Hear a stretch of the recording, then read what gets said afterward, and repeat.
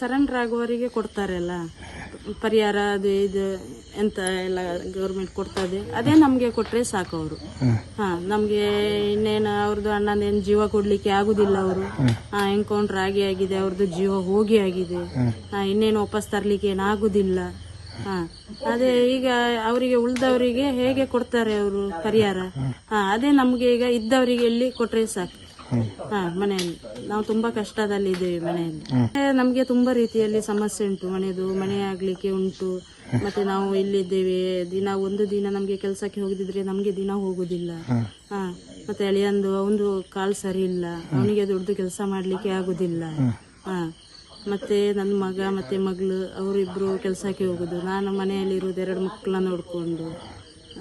ಹೀಗೆಲ್ಲ ನಮ್ಮದು ಸಮಸ್ಯೆ. ಈಗ ಸರೆಂಡರ್ ಆಗುವವರಿಗೆ ಕೊಡ್ತಾರಲ್ಲ ಪರಿಹಾರ, ಅದು ಇದು ಎಂತ ಎಲ್ಲ ಗೌರ್ಮೆಂಟ್ ಕೊಡ್ತದೆ, ಅದೇ ನಮ್ಗೆ ಕೊಟ್ರೆ ಸಾಕು ಅವರು. ನಮ್ಗೆ ಇನ್ನೇನು ಅವ್ರದ್ದು ಅಣ್ಣನೇನು ಜೀವ ಕೊಡ್ಲಿಕ್ಕೆ ಆಗುದಿಲ್ಲ. ಅವರು ಎನ್ಕೌಂಟರ್ ಆಗಿದೆ, ಅವ್ರದ್ದು ಜೀವ ಹೋಗಿ ಆಗಿದೆ. ಇನ್ನೇನು ವಾಪಸ್ ತರ್ಲಿಕ್ಕೆ ಏನಾಗುದಿಲ್ಲ.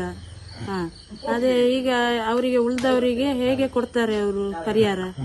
ಅದೇ ನಮ್ಗೆ ಈಗ ಇದ್ದವರಿಗೆ ಎಲ್ಲಿ ಕೊಟ್ರೆ ಸಾಕು. ಮನೆಯಲ್ಲಿ ನಾವು ತುಂಬಾ ಕಷ್ಟದಲ್ಲಿ ಇದ್ದೇವೆ. ಮನೆಯಲ್ಲಿ ನಮ್ಗೆ ತುಂಬಾ ರೀತಿಯಲ್ಲಿ ಸಮಸ್ಯೆ ಉಂಟು. ಮನೆ ಆಗ್ಲಿಕ್ಕೆ ಉಂಟು. ಮತ್ತೆ ನಾವು ಇಲ್ಲಿದ್ದೇವೆ.